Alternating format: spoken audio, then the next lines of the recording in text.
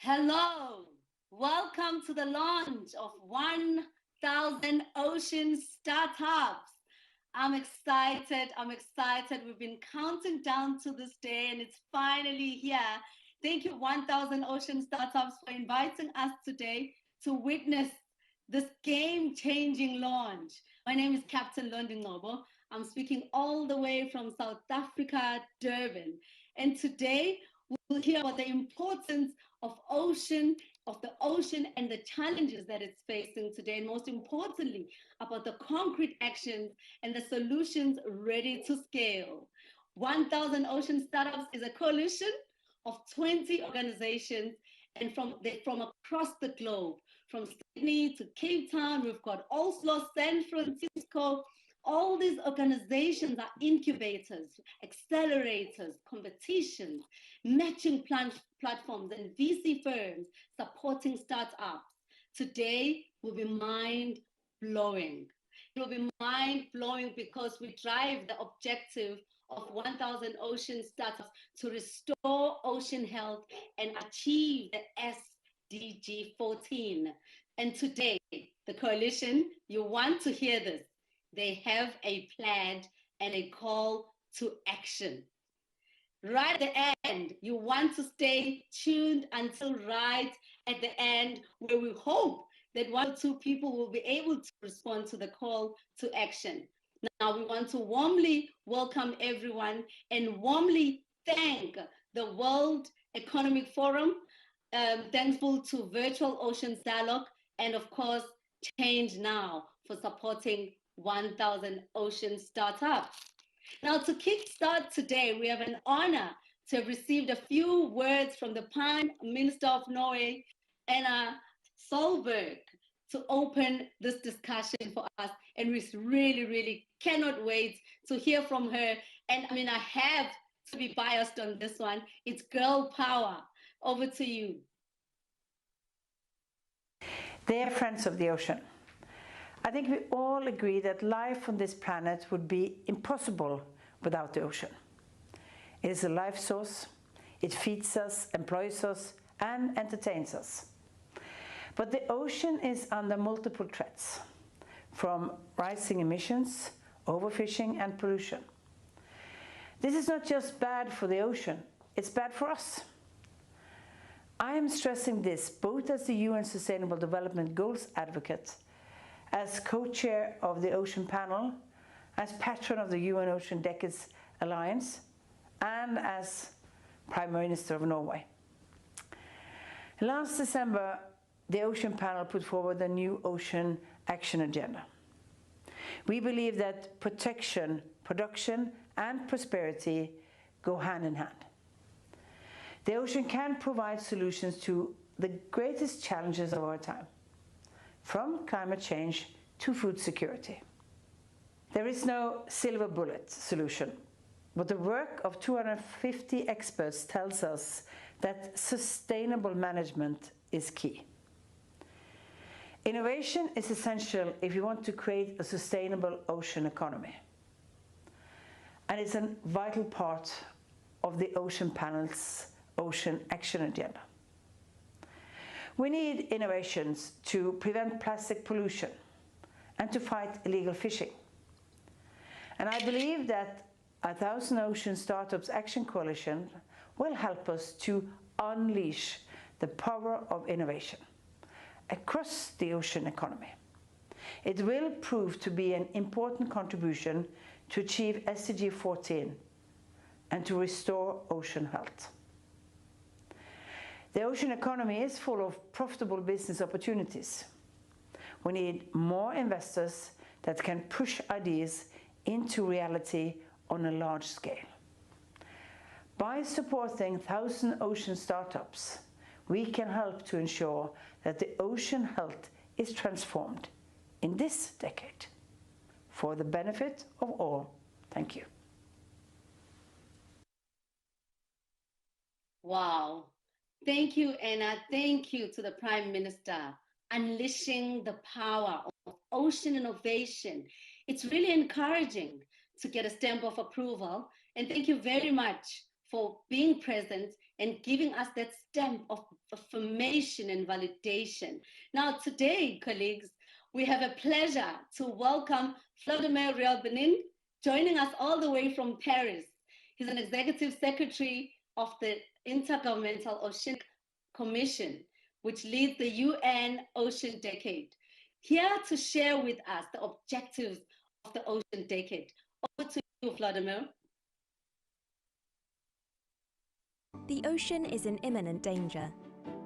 Threats from multiple impacts, including global warming and human activities, have left the delicate harmony of our planet hanging in the balance. More than a part of the problem, our shared ocean is key to reversing our planetary crisis. Improved knowledge can help us find the relevant, sustainable solutions we need so that the ocean can fully support human health and well-being. It is high time for a revolution to rethink the way we generate and use ocean science, enabling people across the globe access to the skills, data, and technology they need. The good news? We have a plan, a collective global initiative, the United Nations Decade of Ocean Science for Sustainable Development will inspire critical change in the design, delivery, and use of ocean knowledge. Focusing on 10 priority challenges, the Ocean Decade seeks to empower stakeholders to deliver lasting change to our shared ocean. A once-in-a-lifetime chance to work with partners from around the world to develop the science we need for the ocean we want. Let's join forces to meet the Ocean Decade challenges.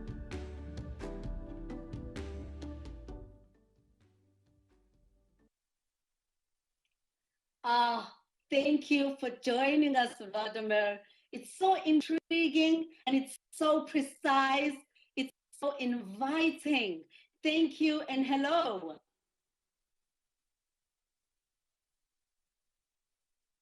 For this warm welcome and also for spirit that you're already sharing with people who attend this meeting. So indeed, we are on the verge of revolution in ocean science. And we all want to have an ocean that is healthy, that is also supporting the humankind. And we need to support the ocean. And that is exactly the idea. Because, in order to support the ocean, we need to realize that this work is science intensive. There is so much unknown in the ocean that, and because of that, we need to work, I think, whole decade to engage the power of ocean science and keep the ocean healthy. So I would like to say that we already coined with thousands of people, hundreds of organizations, dozens and dozens of countries, what needs to be done.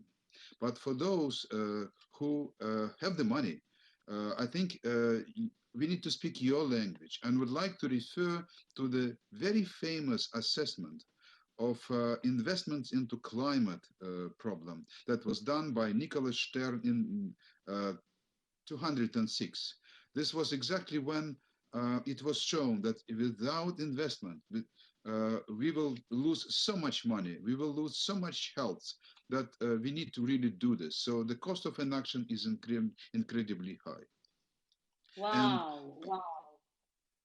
And the 1,000 startups is the way for us to really invest and get the profit instead of just losing. So this is a win-win situation, and the opportunities that will be provided by the Ocean Decade and for the Ocean Decade are just enormous. And I would like to refer to Erna Solberg, who invented the high-level panel for sustainable ocean economy.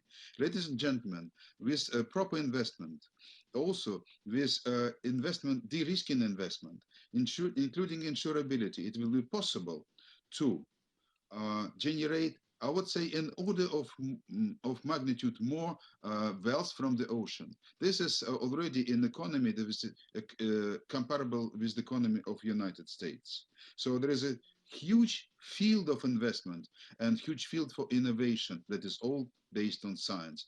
So we are once again at the start of ocean revolution, and investment and the financial climate, enabling climate, is the part that is absolutely necessary for us to live better, to get more return on investment for venture capitalists, and have the ocean that will be helping us and live in harmony with the ocean. That is the scale of the problem. And this is exactly the intention of the United Nations Decade of Ocean Science for Sustainable Development. Amazing. Wow. We just want to hear that stamp of approval, and you've really just affirmed it to us. But Vladimir, I just wanted to know, what are the key linkages? What are the key linkages that 1,000 ocean startups can be able to integrate with Ocean Decade? Just maybe two key ones off the top of your head. I would like to say that indeed the agenda is enormously ambitious, and we are co-creating science. So the decade is starting according to the decision of United Nations. I would just quote within structures and within resources. And this basically means no money. So we need to engage money in order to generate more money. And 1,000 ocean startups is an absolutely necessary community that will change this situation, because we need to have oil and have petrol on the engine on this carbon neutral exercise, actually.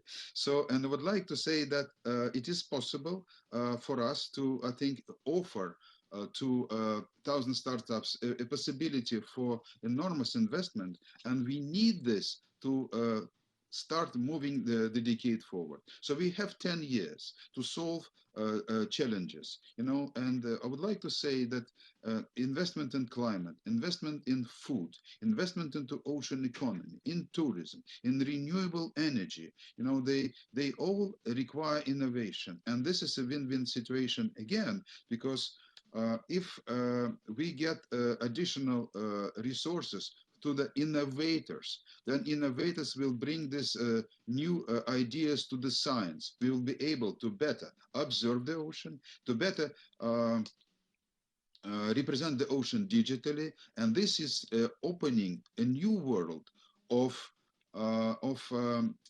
authoritative, open, transparent use of the ocean, and this is a huge market. So this is exactly how I would like to see this community evolving, and so bringing together scientists, innovators, resources. I think, and what is also important is that we now understand very, very well how positive is the atmosphere in the business world, how the business is now the guarantor of like in the case of climate, also the guarantor that we were going to improve the health of the ocean. So huge arena for action and huge opportunities ahead of us. And 1,000 startups, I would think, is one of the most important elements of the decade of ocean science for sustainable development.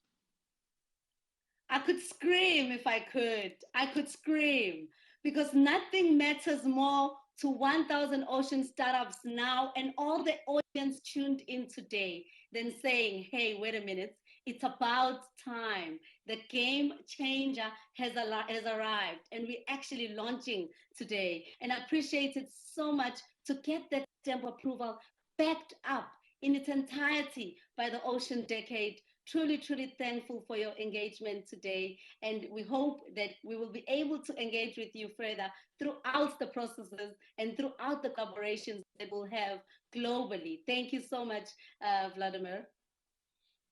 Thank you so much, Londi. It was wonderful. Thank you. Now, colleagues, at this moment, I'd like to welcome William Trubridge. He's the deepest man in the whole world, holding the world record in diving with no fins at 120 meters. Now, I don't want to actually make a joke of myself, but I'm only a meter high. And yes, I'm a ship captain. But hello, William. I hope you're here with me already. I am, yes. Good morning, good evening. Hi. Oh my gosh. I wish you could stand up and I could stand up and we can just connect the two, but it's amazing How does it feel to hold a world record?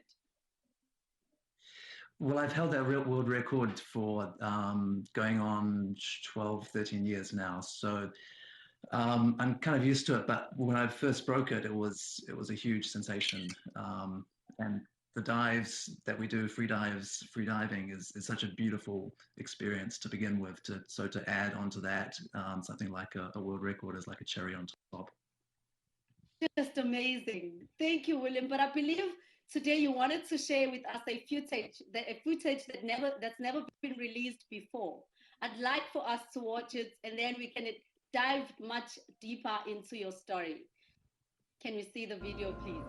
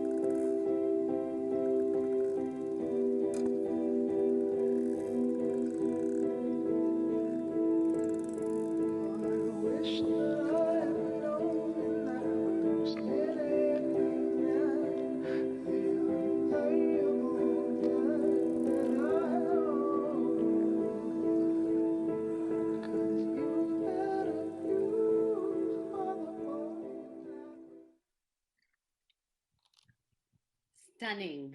It's so liberating. It's fascinating. It's liberating just from watching afar. Could you please tell us more, William? Sure, yeah. So what we've been watching is an encounter that happened completely naturally and spontaneously with wild dolphins here in the waters of the Bahamas. And to me, it was this kind of incredible Zen moment, not just because it was like, at the end of the day, we'd been in the water the whole day, we're tired, and then this pod of dolphins showed up and wanted to play with us. But also it kind of symbolizes two things or two messages. The first is a good one, a positive one, and that's that we can become, as a human species, we can become aquatic for minutes at a time. We can dive to depths over 100 meters. And nowhere is it better exemplified than by the fact that a pod of wild dolphins can welcome us in and play this intimate game with them. And the second thing is, or message, is that plastic in the oceans has become so common, so ubiquitous, that whereas the dolphins would normally use, I don't know, a leaf or a piece of seaweed or flax that's floating by, now the most common thing for them to use is plastic detritus. And here where I am in the Bahamas, where I train for world records, the situation is pretty dire. We're kind of downstream of a lot of the poorer island nations of the Caribbean that don't have efficient waste management systems. So everything that's tossed away ends up in the waterways and from there to the sea. And so we get a lot of this plastic that just floats on the currents and the wind, washing up on the beaches and on the reefs here. And obviously I organize beach cleanups and underwater cleanups, and I talk to the kids at the schools and stuff, but I feel like I'm just kind of treading water with that. And I wanted to do something more concrete. And so what I noticed was that around about as high as 30 or 40% of all of this plastic trash here, at least, is one single product, one single item, which are these little rectangular plastic bags that are used to contain drinking water in these poorer nations. They're used for aid, but also just as a way to store drinking water. They're about kind of this size, and typically, if you notice one, it'll have its corner kind of ripped off, because they'll just rip the corner off, squirt the contents into the mouth, and then toss the rest. And there's beaches here that are just carpeted with this single product. And so I did some research and tracked down the company that manufactures the machines that manufacture these little plastic bags and put water in them. That company is an American company. I managed to get the CEO of the company on the line and actually talked to him for over an hour.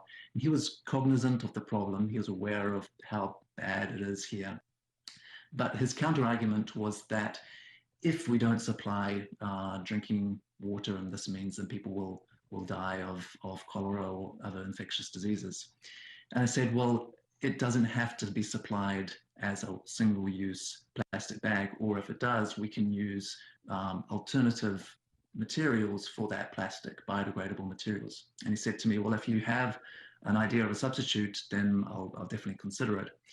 So I went away, did more research, and talked to most of the companies based in Europe who are producing these biodegradable plastic materials. And at the time, I discovered that none of these materials would actually, because they're biodegradable, they would biodegrade with the water they contain. So they cannot be used as a long-term storage for water. And so I kind of came up against this hard roadblock of a lack of innovation, a lack of solution. And it made me think, like, how many of similar problems that the ocean faces, the acidification, temperature changing, the overfishing and coral bleaching, how many of these problems are essentially due to a lack of innovation, a lack of an adequate solution to replace these faulty technologies.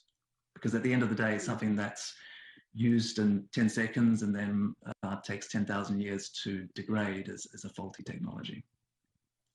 Wow. And so, yeah, this is why what Thousands Oceans is doing, I believe, is such an important project, because it's tackling at the source. And that's the only way that we can really turn it around and have a complete reversal. And, you know, why not go back to how the oceans were before we started messing with them, you know? Sometimes when I'm freediving, when I freedive, it's in a deep dive, we go into this free fall state, and we're just kind of drifting down. And I almost feel like I'm kind of returning to that primordial ocean before humans, or even before mammals were in there. And so that kind of pristine nature is what we should aspire to, I believe. Thank you. Oh my word. It's so beautiful. Actually, it's just fascinating to hear it from, you know, the horse's mouth. You've experienced everything firsthand. And I think, to me, that's why it's so liberating even to see the video and then seeing you out with us like this and talking firsthand about these things. And for me, I think that you're the reason why innovation is key, and how startups are driving innovation. You saw a problem and you fixed it, and it's a no-brainer to you. You're just solving existing problems, and you are part of the ecosystem. You are part of you're just solving a problem firsthand to save your own life too, in a way, because you are within the ocean, diving with the dolphins. Yeah. It's your life. Unlike us, when we talk about the air, we feel directly affected, and often that way we won't relate much with the ocean. William, I think you really are solving what is key, and I'm hopeful that 1,000 Ocean Startups will multiply the Williams. You work with the youth, and we hope to see more of the Williams.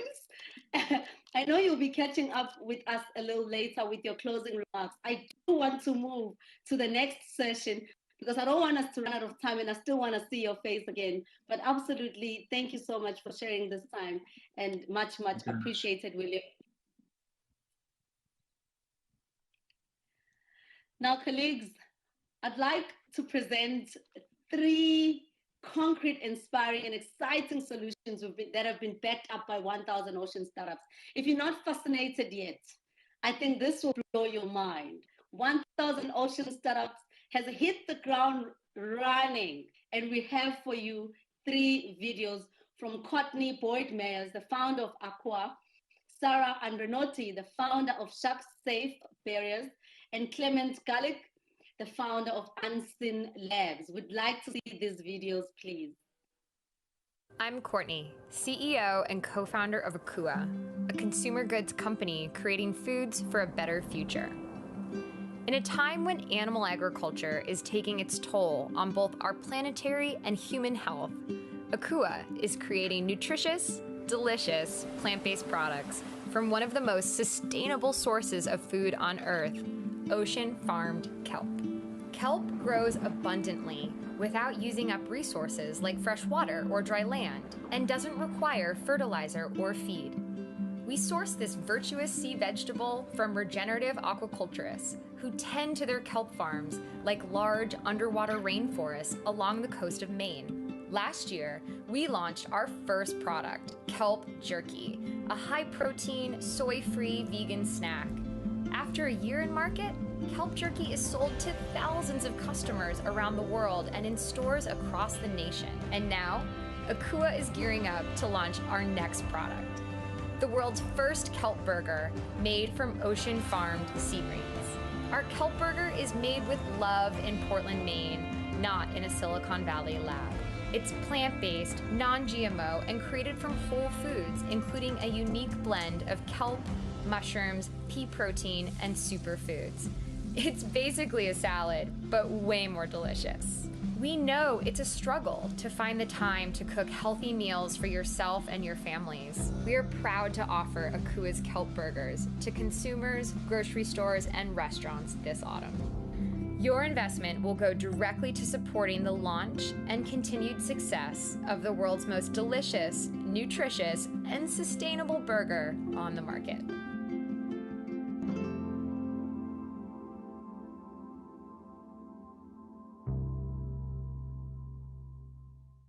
Hello, I'm Courtney Boyd-Myers, and I'm the co-founder and CEO of Akua. We're working hard to create a new category for sustainable sea greens in the natural foods industry, supporting both planetary health, human health, and specifically ocean health. We've just graduated from Blue Swell, an accelerator in partnership with the New England Aquarium and Sea Ahead. We're so excited about this idea of being part of a global network of people working in the ocean impact industry. The change that we all want to see in the world won't just come from one company or one person. It will come from the collaboration of many businesses, of many people, and of many countries. So I'm very excited to be part, through Sea Ahead, of the extended 1000 OS network. And I'm very excited about the launch. Check out our work at akua.co, and I hope to be eating a kelp burger with you soon.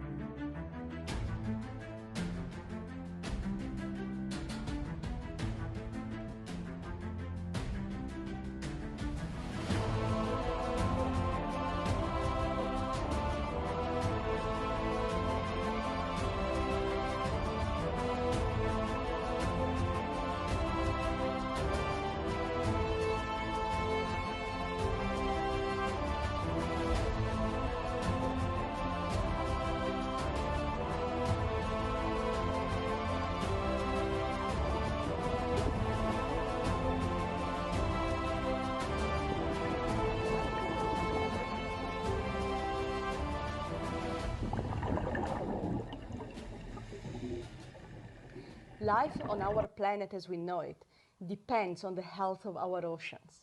Unfortunately, our oceans have been harvested, polluted, and overexploited to the point that it's going to take an active effort to reverse the current situation. The 1,000 Ocean Startup Coalition is aiming to accelerate this effort by putting together startup ideas with a network of resources and funding opportunities. I'm Dr. Sara Andreotti. I'm representing the Shark Safe Barrier, and with the Ocean Hub Africa, we are part of this coalition, and I'm honored to be part of this because I sincerely hope it's going to help improving the current situation and make an efficient, effective, real difference for the future of our oceans.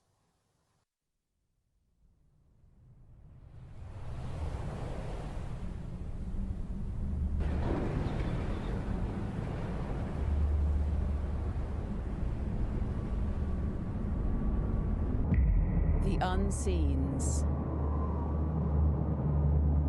They are everywhere,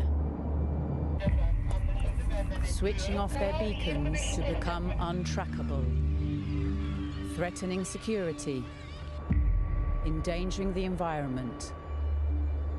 Now is the time to open your eyes. Start counting on us. We are Unseen Labs, a new CubeSats constellation based on signal intelligence.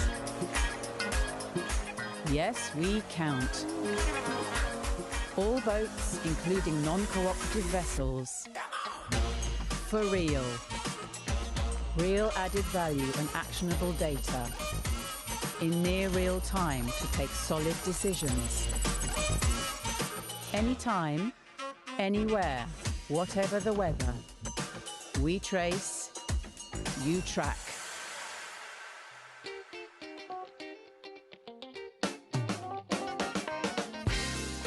Unseen Labs changes the game of maritime surveillance service. Stop laying.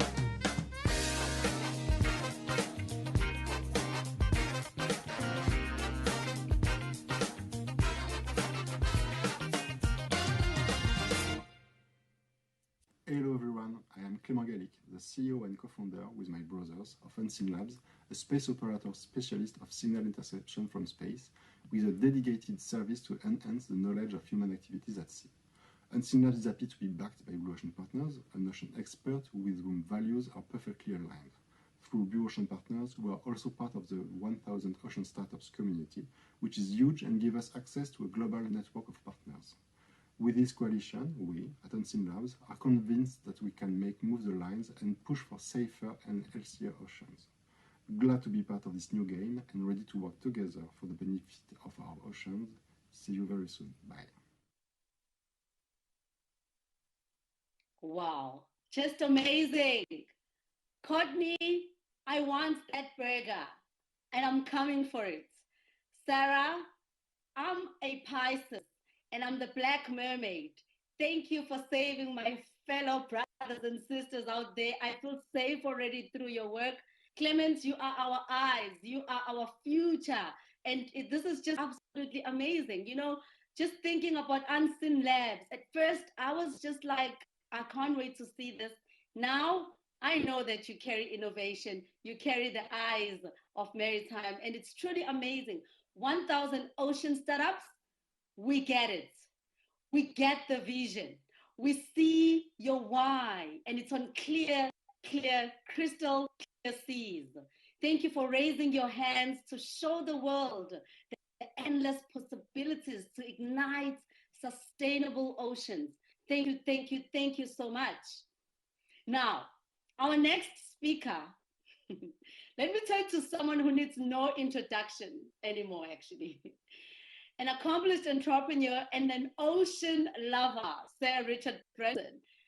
Now, Sir wanted to share a message with us for the next generation of ocean entrepreneurs. It's fascinating to get such support. 1,000 ocean startups. Once again, you've hit the ground running. Thank you so much. I'd love to hear from Sir Richard. Well, hello everybody. I am absolutely delighted to join you today for the launch of 1,000 Ocean Startups. This wonderful effort combines two of my great passions, igniting entrepreneurship and regenerating ocean health and sustainability. In business and as an entrepreneur, I believe that you have to invest in what you believe in. And I fell in love with the ocean when I went fishing with my dad as a child.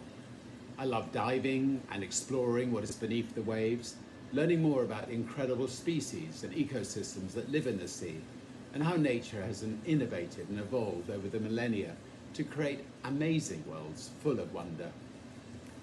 Nature really is the most incredible entrepreneur and innovator. All of us have so much to learn from her if we're going to restore our planet and achieve net zero emissions, which we must do to build ocean and planetary resilience and to reduce the ever-increasing risks now facing our businesses and our communities. Inaction is not an option, and that means that as well as working to reduce greenhouse gas emissions and reach net zero as quickly as possible, we have to help the ocean become more resilient to change. We need to stop stripping the ocean of all the fish we can grab and start thinking about where, how, and for what purpose that fishing is taking place. We need to start protecting very large ecosystems and habitats by creating marine protected areas to enable marine wildlife to recover and thrive. We need to stop using so many plastics and where it's unavoidable, ensure that they are collected, reused, recycled, and don't end up in waterways in the ocean. We need to reduce pollution runoff from agriculture and other activities on land before it literally suffocates life in the ocean, or as is happening around the Caribbean, starts to kill our reef. We need to unleash the power of entrepreneurship in this effort, working together to invest in our common future. Across the globe, companies, entrepreneurs, and investors are stepping up to address the challenges facing the ocean, and increasingly realizing that what is good for the ocean is also good for business. And let's be clear, the ocean really is everybody's business. I'm very proud to be a co-founder of Ocean Unite, an independent global non-profit working now to activate, innovate, and drive investment into ocean health and resilience. It's brilliant to see 1,000 ocean startups join the ocean community to help scale transformative, positive, purpose-driven action for the ocean by the business and investment sector. There is so much that the business community and entrepreneurs can do, and I'm encouraged by what we've heard already from the amazing entrepreneurs that are part of today's event. Anyway, thanks so much to each and every one of you. I look forward to learning more about your work, and let's make bold decisions, take action, encourage leadership, and cheers. Cheers. Oh, thank you so much, Sir Branson. It's such an honor. I love how 1,000 Ocean Startups married two of your passions, which is igniting entrepreneurship and regenerating ocean health and sustainability. You know, and in one phrase saying, the ocean really is everybody's business. Mind-blowing. Thank you so much for the message of validation and support. We hope that more business communities and entrepreneurs will also be encouraged to raise their hand and drive scalable impact for ocean health and sustainability. 1,000 Ocean Startups is here to facilitate just that. Now, ladies and gentlemen, now I need to introduce you what 1,000 Ocean Startups has been up to.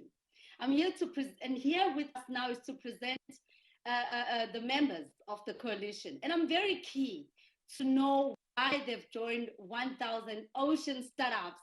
I am so excited to introduce Millicent, the CEO of Ocean Exchange, speaking all the way from Philadelphia. Millicent, I want to start with you before I introduce the rest of our guests today. But please, let us know, can you explain to us, in your own words, obviously, what Ocean Exchange does for startups?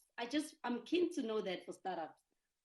Great. Thank you, Captain. And thank you, Christian Lim and Stephanie and everyone who put this together. It's fabulous. Ocean Exchange is a nonprofit. We're US based, but we're international in scope. And we have one mission, and that's to help accelerate the adoption of innovative solutions from startups. Our founders believed that a lot of innovation was out there, and all we needed to do was find, fund, and foster it. And we're celebrating our 10th anniversary. We are largely privately funded, so we're an accelerator, and we give away non-dilutive funds. That is free money. Oh, wow. Oh, I love it. I love it. It just ties up so perfectly. Then maybe that links me well on my next question. Why create 1,000 Ocean Startups? I have to tell you, when I got the email and the phone call to consider being part of this group, I couldn't say yes fast enough. It's an amazing group of members that we can all have impact. In fact, we're having impact already, but we can do so much more. And you're going to hear about call for action later. Great collaboration is needed globally to make this work. These startups, they need funding, but they need ability to pilot their solutions. They need strategic partners. They need access to specialized testing equipment. The ocean has no boundaries, and we all have to step forward. And I was not going to miss that call. So I want to be part of this mutual assistance. Thank you. Oh, wow. Thank you so much. Thank you. Really, really. We're so thankful that you're speaking from the heart, and we can just say that as much as you're the CEO of your organization, but you're just speaking from the heart to say, this is a call I had to answer. But I want to move on to Emmy Novogratz, the managing partner of VC firm Aquaspark, speaking all the way from Amsterdam. Hi, Emmy. Hi, thanks for having me. It's great to be here. Thank you. Thank you. Please tell me, what does Aquaspark does for startups? I'm keen to know that, since that's what we're talking about today. What does Aquaspark does for startups? So Aquaspark's an investment fund. We see aquaculture as a real solution to ocean health. When you think about how much we depend on the ocean for food and feeding the planet, it's kind of overwhelming. And we saw aquaculture, when done really well, can actually be the most resource efficient food system out there. It needs to be redesigned. We need to think of alternative ingredients and scale them. We need new technologies to make it more traceable, more efficient, new ways to battle disease, get the antibiotics out there. So we're investing in companies that are doing just that all along the aquaculture value chain. Our goal is to invest in 60 to 80 companies solving big challenges in aquaculture to build a synergistic portfolio that really acts as the blueprint from which we scale aquaculture from here. Wow, mind blowing. You exist. Companies like yours exist. And I hope that the entrepreneurs listening today will raise their hands, note your name and your company, and be able to say, I connected with you and I stand for what your company stands for. But I'm also keen to know, Emmy, why did you choose to join 1,000 Ocean Startups? So, similarly to Miller said, there is a movement underfoot of really committed entrepreneurs who are working toward improving the ocean's health.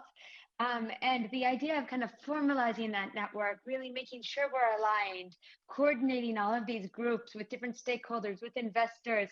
The scale ahead of us is enormous, but it's solvable and it's happening quickly. So I think really fostering global collaboration, telling the stories of success and kind of sharing what's working, it's going to get us there faster. Oh, amazing, amazing. Thank you. We truly, truly appreciate your contribution. And yeah, thank you very much for all of this. And I know that lots of entrepreneurs will raise their hands and knock on your doors, and you're going to get your emails flooded.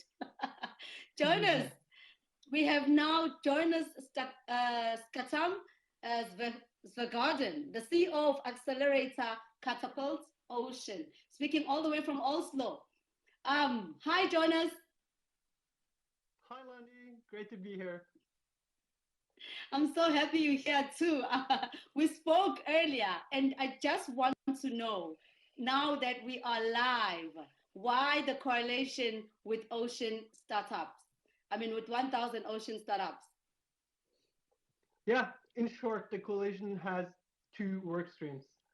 Firstly, creating synergies between members, for instance, through putting together a common impact measurement methodology or sharing infrastructure and/or vast networks. Secondly, giving more visibility to the work that we do collectively. Together, we've backed more than 160 startups. Aggregating our work shows the scale of what we have already achieved and what we can and will do in the future. So I would say the future looks kind of bright. And being an ocean startup investor has never been more profitability, impactful, fun, or important. Wow, the future looks bright. Actually, we should start changing this and say the future looks blue because we're all about the oceans, guys. I think we should start phrasing it that way, don't you think? The future looks pretty blue. Thank you so much, Jonas. Actually, you just did answer my second question as to what actually does the future looks like on the coalition. But thank you so much. Thank you, Millie, Jonas, and Emmy. Today, I believe also marks a momentous day, a memorable and special day to all of you, because I believe that the members are now going to formally take a pledge to back 1,000 ocean startups, and let us watch this pledge. We are the 1,000 Ocean Startups Coalition, a coalition of competitions, incubators, accelerators, matching platforms, and venture capital funds across the globe, supporting innovation to restore ocean health and contribute to UN Sustainable Development Goal number 14, life below water. We help these ocean startups achieve their full potential by bringing them needed expertise, networks, mentorship, visibility, and funding. Our coalition comes together to create synergies and learnings to maximize the impact of our ocean innovation ecosystem. Our mission responds to the transformation of a sustainable ocean economy. Recommended by the Ocean Panel and the program guideline of the UN Ocean Decade. The ocean is the blue lung of our planet and the main regulator of our planet. It both feeds us and inspires us. Yet, activity as humans and societies has undermined this very ecosystem on which most of the life on our planet depends. The ocean's ability to function and its biodiversity are falling at an alarming rate, suffering from multiple forms of pollution, overexploitation, and climate change. Addressing these immense and urgent challenges requires innovation to drive rapid systemic change. We need to reinvent the status quo and propose fundamentally more sustainable and efficient ways to produce and consume. In doing so, we will create economic and social opportunities driven by businesses which can be funded by private capital and therefore scale their solutions rapidly. This is critical as time is running out. The good news is that it is possible, and we hold the keys in our own hands. Members of the 1,000 Ocean Startups Coalitions have already delivered inspiring success stories. Together, we aim to pave the road forward, helping small-scale companies make a real impact, creating a whole new relationship with the ocean, a wiser and more sustainable one. The startups we have backed help make seafood more sustainable, curb plastic pollution, reduce shipping greenhouse gas emissions, and harness waves in the wind to produce renewable energy and so much more.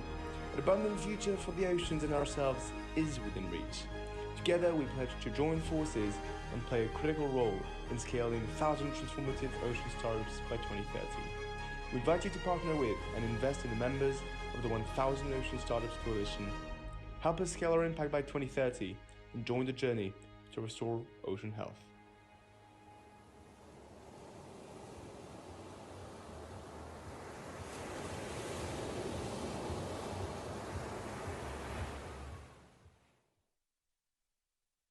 Oh, absolutely. Oh, 1,000 ocean startups.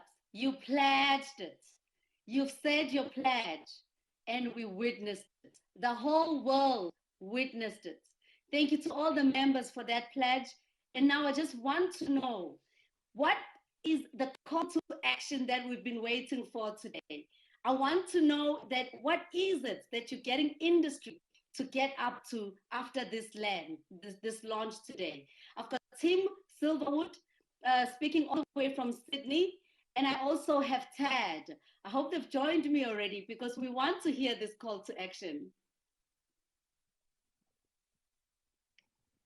Yes, Tim Silverwood here. How are you? Great to be here. Hi, Tim. Tim, I'm great. Thank you. Tim, you're the co-founder. Hi, Ted. Tim, you're the co-founder of Ocean Impact Organization, and an accelerator based in Sydney. I want to know, what have you done? Make us understand what have you done and been able to do with the funding you've received from your partners? So we launched Ocean Impact Organisation in February 2020, and we've had a really successful 15 months since launching. Our seed funding came from philanthropy, specifically venture philanthropy, so people that are really interested in backing the startups that we aggregate and support. But our major success in the first year was the launch of the Ocean Impact Pitch Fest, which was a global competition to attract the kind of startups that we want in our ecosystem. And it went really well. We had 200 applications from 38 countries, and we're able to hold up at the end of this campaign 12 finalists that really represent what we believe Ocean Impact Enterprise looks like. So now we're gearing up for Pitch Fest 2021 and can't wait to see the kind of talent that we attract this year. Oh, wow. Wow. That's just so amazing to know, actually, because you articulated so clearly. But I also want to know what Ted journalist, speaking all the way from New York, the founder of Investable Oceans. Can you explain what Investable Oceans is?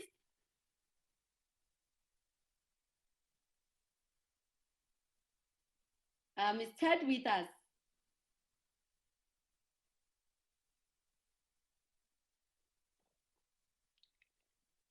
Okay, I guess then that brings me to my second question for you, Tim. What are you looking to achieve in future with more support? Well, we integrate really well into this idea of 1,000 ocean startups. So when we launched, we made it very clear that our mission and vision was to accelerate 100 ocean startups down here in Australia with a real focus on this Asia Pacific region in the Oceania.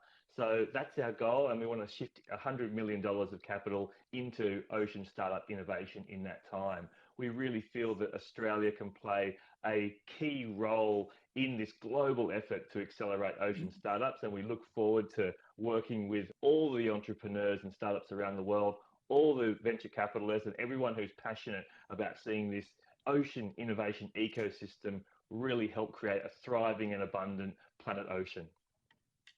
Lovely. Awesome. Thank you so much, Tim. Ted, you're the founder of Investable Oceans.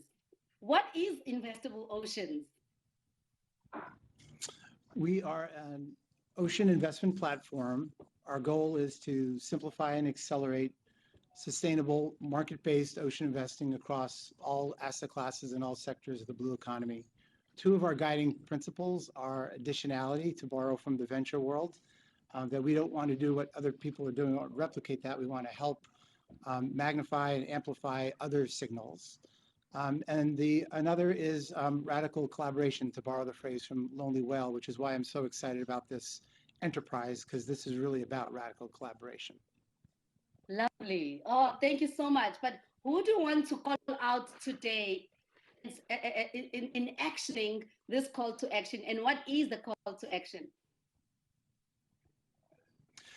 Clearly, there's a finance component to this. We're appealing to investors, financial institutions, family offices, philanthropists, but it goes beyond that. This is an inclusive exercise, and whether or not you're a grant-giving institution or an investor, there are other ways that you can help, whether it's making connections or mentoring. Many of the things that Millie said earlier, all those things build the fabric and culture of the enterprise, and that's what makes it so exciting. So clearly there's a finance element to it of supporting these 1,000 startups, but there are many other ways to contribute as well. Oh, absolutely. Thank you so much, gentlemen, for joining me. Thank you for joining the Black Mermaid. If you've never seen one, this is how it looks like. Yes, Ted. Can I say one last thing?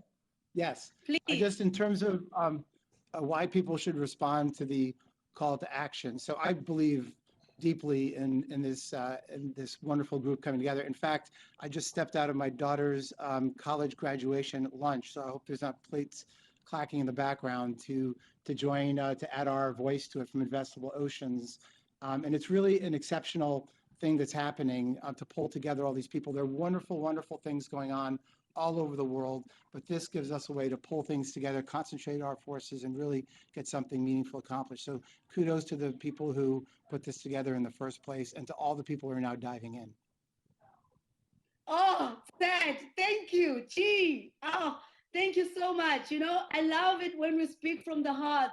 The minute you bring your daughter's story in, it's just like so validating.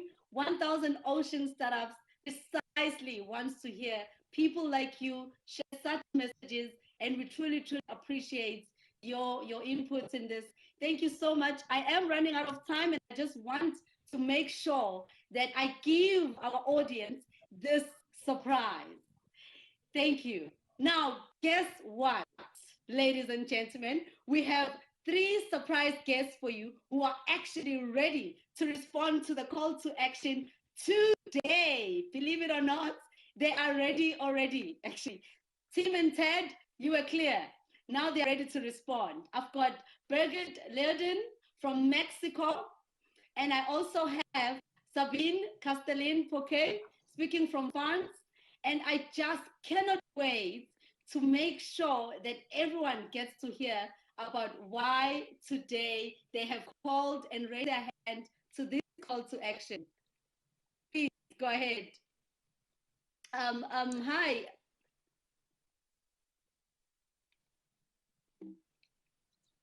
Birgit, can you hear me? I can hear you now. Thank you. Yeah. So I'm representing the Ocean Opportunity Lab. We are building a global ecosystem featuring an interactive matchmaking platform for startups and innovators within the ocean and renewable energy industries to gain exposure and match with various hubs and resources, such as the previous speakers, that they need in the various stages of their entrepreneurial journey. We are built by, with, and for startups, and we have committed to reinvesting 25% of our profits back into the startup ecosystem and through the initiatives and funds of other 1,000 Ocean Startup members. Oh, wow. Wow. Thank you for that, Sabine. But I also am keen to say your response to the call to action is so clear to us. And I think that what is key is that the rest of the people, I'm sorry, Birgit, the rest of the people listening needs to know why they have to raise their hands. And today you've actually challenged the rest of us to raise our hands. I am only left with 5 minutes, and I really want to know, Sabine, what is your response to the call to action? You're all the way from France, you're the Director of Investments at Massive. Please let us know what is your response. Hello, I'm very happy to be here today with you. Massive is one of the leading insurance companies in France, and Massive has a committed responsible investment policy. For example, we have put in place last year a strategy to exit coal by 2030, and we work on the path to be carbon neutral by 2050. This commitment can be also measured through our investment in favor of the ecological transition. And today we are proud to respond to the call to action and to support the coalition to join the 1,000 Ocean Startup Collective, to which we will dedicate up to 30 million euros in 2021 in order to work towards the protection of the ocean and its biodiversity. And we hope that other investors will join us in order to protect the ocean, the lands of our planet, and the unique source of biodiversity. Thank you. Awesome. Thank you so much. I know that there's 3 of us here, and I've literally begged for more time, and I cannot wait to know more about Maggie Fried. Maggie, your call to action, your response to the call to action. First, please explain to us, Maggie, what your organization is responding to. We want to hear it clearly because we want to hold you accountable. The whole world wants to hold you accountable. Please go ahead, Maggie. Thank you. CREO Syndicate is a nonprofit organization that works with family offices and other aligned investors to galvanize investments that materially address climate and the sustainability challenge at scale. Within this work, we recognize both the need for investor capital in the oceans and aquaculture sectors and the challenges that exist for investors to source, diligence, and find co-investors for investment opportunities. To address these challenges, last year, CREO launched the Oceans, Seafood, and Aquaculture Investor Consortium, a group of family offices and aligned funds that are actively investing in sustainable oceans, aquaculture, and seafood. We will collectively deploy $250 million of capital into these sectors over a 3-year period. In this, CREO shares and supports 1,000 Ocean Startups' goal of catalyzing more capital into the ocean impact ecosystem. Over the last year, the 26 members of the consortium have invested in several ocean startups and will continue to do so over the next 2 years. We welcome the call to action and look forward to seeing others invest in this important space. Maggie, thank you. Maggie, Sabine, thank you. I think that for me, I'm sorry, I'm just gonna go back. Birgit, Maggie, Sabine, I want to share this. 2% of female participation is still there. And you know what? I find it so powerful to have this chat room, or rather this room, with just females. And I'm leaving you with a challenge to multiply yourself into as many girls possible that will participate in the future of 1,000 Ocean Startups, saying, I was held accountable by Sister so, and I was touched by her message, and she drove me to be here today. I'm leaving you with that, and thank you so much for responding to the call to action. You're already changing the game, and I hope that you will multiply as you continue to change the game. Girl power! Yay! Thank you so much. Oh, colleagues, we are soon to close. And I hate this so much because it's been so much fun and it's been just so mind-blowing. What we've only been seeing on paper as invitations unfolding into this platform with powerful speakers and powerful voices of affirmation. We're soon closing.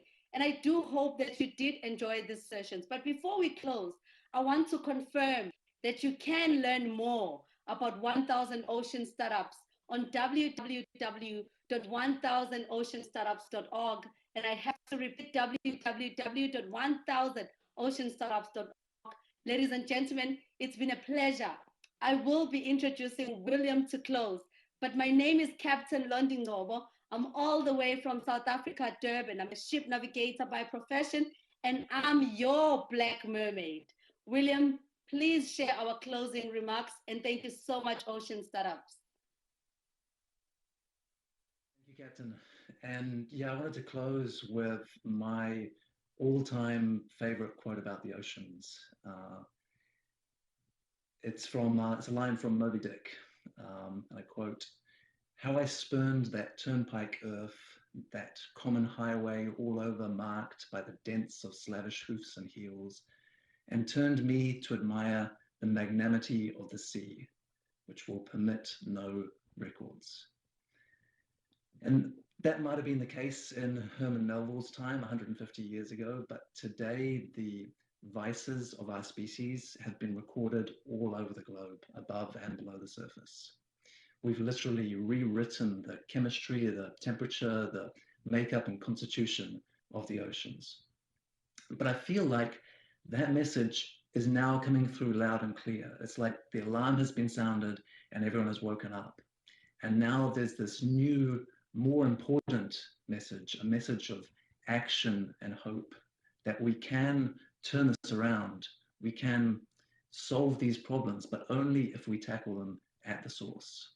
And that's why innovation and ingenuity is so important, and why I've been so encouraged by seeing and hearing everyone speak today and watching the videos, because I believe that process is happening. It's gathering momentum. And so please don't give up.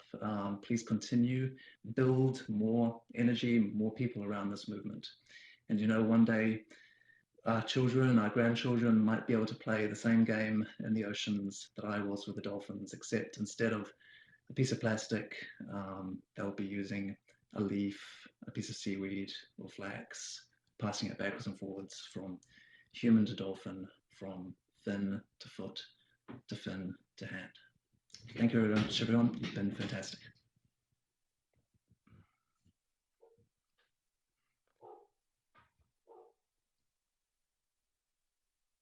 I have no words, William.